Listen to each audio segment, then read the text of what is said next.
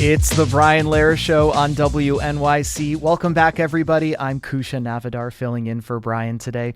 Now we'll wrap up today's show with a continuation of our WNYC Centennial series called 100 Years of 100 Things. Number 9 on the list is pizza, one of New York's most famous foods. Or is it Italian? Well, I think we can agree it's delicious. And who better to answer these questions than our next guest, Ian MacAllen, Italian-American food expert and author of Red Sauce, How Italian Food Became American. He joins us now, sitting right across the desk from me, to dig into the history of this cheesy, saucy, crusty delicacy loved by all. Ian, welcome to WNYC. Good morning. How are you doing? Great. I'm a little hungry. I'm happy this is our last segment. Get us started off with pizza's origin story. Where does it come from? Is it Italian, American? Why do we have such a hard time pinpointing its roots? Well, so the sort of distant cousin of pizza goes back, thousands of years across the Mediterranean basin. This includes Jewish-style matzah, Greek pita, which might actually be where the term pizza comes from. But what we think of pizza today, a round crust with cheese and tomato sauce, really develops in the 19th century in Naples. And, of course, across the Italian peninsula, there are all sorts of flatbreads. And some of those manifest themselves in a modern sense of the square slices, the Sicilian that we see in New York. But the round pizza is really a Neapolitan thing that comes out of the 19th century in the working class neighborhoods. The poorest laborers were eating this as a regular sort of fast food, so to speak. And literally, we had delivery in the 19th century. They would pack it up into little carts, and people would come door to door to sell it. There was also fried pizza, which you can still get now in Italy, which is delicious. But that kind of fell out of favor because it was actually cheaper to make wood-fired pizza, the little round ones. And those pizzas were highly controlled because a wood-fired oven is really dangerous. It can start a fire. And so each one of those pizzaiolos had to be on site and licensed by the city. And they're called pizzaiolos? Pizza. I'm going to mispronounce the phrase pizziolos. Okay. It's the pizza maker. Yeah. Right? Oh, okay. Right. And they had to be licensed. And they had to be on premise. So a lot of these were family style bakeries, people living above it, so they could always technically be on presence on site when they were selling pizza. And so the original pizza, after the cousin, the pizza as we kind of know it today from Naples, originally it didn't have the triangular slices, or it did? No, you would get the whole round slice or round pizza. And it was about half the size of a New York style pie. And there was a big reason for that. Is one, a Neapolitan style oven, which you can see today at a lot of new Neapolitan restaurants, was much smaller than the bread ovens that were in New York when the immigrants came here. And so they adapted this recipe that was a small round pizza into fill the full space of the bread ovens that they had available in New York. Wow. And so actually the oven actually really defined the evolution of New York style pizza and the pizza belt, if you will, from roughly Philadelphia to Connecticut, where you have the style of pizza that we think of in New York as a round triangular slice. And it all had to do with filling in the oven space. Yeah. So you could build an 18-inch pie. And, because the ovens were larger for baking bread. They were also coal-fired originally. And the coal-fired ovens baked hotter than the wood-fired oven, which is how you get, the classic New York slice, which is thin, a little bit crispy on the outside, soft in the middle, and with a nice structure that can fold over. So you had mentioned pizzaiolo being the person making the pizza. Can you talk a bit about the first pizza shops in New York? Who's running them? What did they look like? Can you visit any of them today? Yeah. So theoretically, there's a little bit of dispute, but the original pizza shop was actually a grocery store known as Lombardi's. Oh. So the original location of that shop was on Spring Street. And Lombardi came over from Naples. There's some thought that he was actually trying to become a pizza maker in Naples with a license. And he hired a Totono Pero, who was an actual pizza maker himself, and they started selling the pizzas out of the Lombardi grocery store. That shop, that location, eventually turned into a restaurant because they realized it was more profitable to be selling food than to sell groceries. And that was really like the first known pizzeria in New York City. Concurrently, down in Trenton, New Jersey, you also had Joe Papa's and Joe's Tomato Pie, which were competing Joes down the street from each other right around 1910. And they made a Trenton-style pizza, which is more or less like New York, but it was very common to inverse the cheese goes first and then the tomato sauce on top, whereas in New York, typically the tomato sauce is underneath the cheese. So the first pizza shop that we know of in New York was originally a grocery store, Yep. then turned into a restaurant. Listeners, it's time to shout out your favorite pizza places. Who, in your opinion, offers the best pizza in New York City or wherever you live? Do you have any questions about the history of the pizza or how it's prepared, its various forms and styles? Anything related to this classic dish everyone in New York City knows about pizza, I would imagine. Give us a call, send us a text, 212-433-WNYC. That's 212-433-9692. If you want to shout out some of your favorite places, if you've been to that original Lombardi on Spring Street, give us a call. We've got a caller here, Reed in Brooklyn. Sounds like you want to shout out your favorite spot, Reed? Yeah, Kousha, long time. I also want to say before that, I'm moving to an apartment with a patio, and before I got any new furniture for the place, I found a pizza oven on Facebook Marketplace that I'm very excited about. Like Awesome. My priorities in line. And I want to say Lucali, I think, is the best in the business. It's worth the wait. I'm not somebody who likes getting in line for things, but go there at 3:30, 4 o'clock, day of that you want to go down there, wait in line, get a spot, a table for that night, go get a drink somewhere, come back. Absolutely worth a celebratory experience, birthday, anniversary there. Do it. It's worth it. Reed, thank you so much. So after this show ends at 12, you have plenty of time to get to Lucali at 3:30 to 4 o'clock to get in line. I'm Kousha Navidar. I'm a host here at WNYC. I'm filling in for Brian today. We're in our centennial series, 100 Years of 100 Things. We're covering number 9 today. That's pizza with Ian MacAllen, the Italian-American food expert and author of Red Sauce, How Italian Food Became American.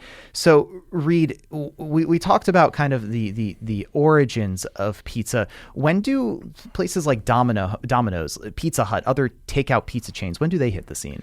So one of the big things that happens is after World War II, the gas-fired pizza oven is invented. So before that, it was mostly coal-fired and occasionally wood-fired. But Ira Nevin, a Westchester-born aeronautics engineer, was actually the son of bricklayers. And so he combines these two things, engineering and chimney making, with building a gas-fired pizza oven. And that really sets the stage for the American love of pizza. And so post-war World War II, we're starting to get pizza slice shops in New York, but in the Midwest, you get places like Pizza Hut, Domino's, and Little Caesars launching as sort of initially like a bar type pizza. It was served alongside drinks and things like that. And then they grew rapidly by becoming chains, selling pizza that they could bake in ovens that were fired by gas. And that was really like the changing point for pizza in America. You also, at that time, you started getting frozen foods, so frozen pizza was becoming available. We think of refrigeration today as something that comes standard in every household who has a freezer and a refrigerator. In post-World War II America, not everyone had frozen food, or they didn't. It was a new thing to have a freezer aisle in your grocery store. But what happened is all sorts of these foods became available as frozen. Even like things like lasagna and pizza were becoming available. The interesting thing, though, is post-World War II, Americans didn't really know what pizza was. You had to train people to learn what it was. Pronunciation of pizza, how to have a pizza party. These are things that come up in women's magazines of the 1940s and early 1950s. Is throw your daughter a pizza party. Here's how you pronounce the term pizza. How did they pronounce it? Do you know? Well, people just didn't know what Pizza would be phonetically, so they actually had a pronunciation guide in the magazines, like this is how you say pizza. And it was a convenience food too. It was like during the period of time where people were learning to do takeout for the first time, and it was a really easy thing. You put it in a box and you take it home and you have dinner for your family. Let's go to Tara in New Jersey. Hi, Tara. Welcome to the show. Hi. Thanks for having me on the show. I want to let you know that my favorite pizzeria is Razza in Jersey City on Grove Street. That's Razza. They have the most amazing thin crust pizza with some sourdough flavor in the dough. Oh, you do have to like your pizza crispy with a little char on the bottom. Wonderful. Tara, thank you so much for that call. We've also got, it looks like Inez from Riverdale. Inez, hi, welcome to the show. Am I pronouncing your name correctly? Yes, you are. Wonderful. Hi. I was just wondering, when did they start adding tomato to the pizza? Because tomatoes are native to the Americas. Great question. And any sense of that? Yeah. So interestingly enough, the term pizza napolitana before the 19th century actually referred to an almond tart, right? In the 19th century, this is when Italians were starting to grow tomatoes, particularly poor working class Italians. It was a food that they could dry out in Sicily and in Naples. The hot climate really lent itself to multiple tomato harvests, collecting those tomatoes, drying them on the roofs of their buildings, and making tomato paste. This is when you start seeing it being introduced into things like spaghetti and macaroni and pizza. And so the original 19th century Neapolitan pizzas, you could put anything on them, and this is actually what made them popular among the poor. It had a lot of variety. If you were eating a pizza every day, you could have a different topping, and it would be a kind of a different experience. So the original sort of pizzas were a bianca, which is a white olive oil, a alla mozzarella, which was probably with a squash tomato and mozzarella cheese, and a marinara, which is actually probably tomato sauce and anchovies. And again, there were many other varieties, but these were the three pizzas that a pizza maker brought to King Umberto when he and his wife were visiting Naples and wanted to experience the working class pizza that they had been hearing about. And so pizza and tomato sauce have really been, or pizza and tomatoes have really been fundamentally put together since the 19th century when you first start developing the idea of what pizza is. What a wonderful backstory. Inez, thank you so much for asking that. Got a crash course there. That's so wonderful. Got a couple texts here. Arturo's on Houston, 55 years in my family is Lee's Tavern, Dongan Hills in Staten Island, established 1940. We also got Frantoni in Hillsides Ave in Albertson, New York. Let's go to Alexi in Coney Island. Hi, Alexi. Welcome to the show. Yes, hey guys, how are you? Good, thanks. What do you want to shout out? Two things. One is the whole pie, and that has to be Totono's by us in Coney Island. The best of the best. And when it comes to slices, the 14th Street Joe's. Wonderful. Thank you so much. Got the pie there and the slices. You want to say something? Yeah, so Totono, the original Totono's, he was the one who worked in Lombardi's and helped make the original pizza, and he set out on his own in, I think it was 1934 in Coney Island, and right around the time that you get these original New York City pizzerias, which would include John's of Bleecker, Patsy's, but Totono's is, I think, one of the best original pizzas in the city, and I think it's only a whole pie. You got to go now. I've heard that the pandemic hasn't been great for the business, and here's the other thing: all of these pizza makers are probably now in their second or third generation, And those people are getting ready to retire. So if you have a favorite pizzeria, you got to make sure that the children can make it a viable business to continue. So keep going there. Yeah. We're going to go to Tony in Trenton, New Jersey. Tony, you got about 30 seconds. Go ahead. What's your call? Okay, I can appreciate the previous caller. He talked about Joe's Tomato Pie in Trenton, Papa's Tomato Pie in Trenton. Very good pies. We all hung there as kids back in the 70s. That was my hangout place. The kids that went to Cathedral, they went to Joe's, and the kids that went to Trenton High and St. Anthony's High School went to Papa's. But there's one more he left out. D. Lorenzo's. They used to be on Hudson Street in Trenton. They now moved out to Robbinsville, New Jersey. The pie, the taste of the dough, it's just unbelievably good. So they're still in business, and I just wanted to give a shout-out to the guy who talked about Trenton, and that's where I'm from. So, Tony, thank you so much. Shout-out to Di Lorenzo's. Ian, we got 10 seconds for you to say what's your favorite topping on a pizza. Go for it. Oh, I just like a regular slice. Regular slice. What does regular slice mean to you? Because as we said, that can mean a lot of things to a lot of different people. We're in New York, so a regular slice is just cheese and tomato sauce. Nice. Cheese and tomato sauce. We'll have to leave it there for today. My guest was Ian MacAllen, Italian-American food expert and author of Red Sauce, How Italian Food Became American. Ian, thanks so much. You got us all sufficiently hungry.